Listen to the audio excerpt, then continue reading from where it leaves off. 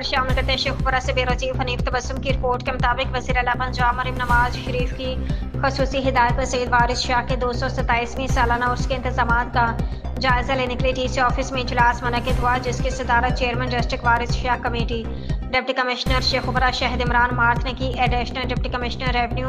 उस्मान चलीस, additional deputy commissioner finance Mian Naseer Ahmad, assistant commissioner Saiful Islam Khattak समेत तमाम मुतल्लिका महकमा जात के अफसरान इजलास में शिरकत की। इस मौके पर मुतल्लिका अफसरान ने सैयद वारिस शाह के 227वीं सालाना उर्स के इंतजामात के बारे में डिप्टी कमिश्नर को तफसीली ब्रीफिंग दी। डिप्टी कमिश्नर शहद इमरान मार्थ ने सैयद वारिस शाह के सालाना उर्स के अयाम में सफाई सुथराई, सिक्योरिटी, लाइटिंग व दीगर बेहतरीन इंतजामात को बर वक्त हतमी शक्ल देने के लिए मुतल्लिका इदारों को हिदायत जारी की। Chairman district Waris Shah committee deputy commissioner शहद इमरान मार्थ ने इजलास की सदारत करते कहा कि सैयद वारिस शाह के सालाना उर्स की तकरीबात का आगाज़ 23 सितंबर को शेखपुरा के नवाही कस्बा जंडियाला शेर खान में ज़ार को गसल देकर किया जाएगा।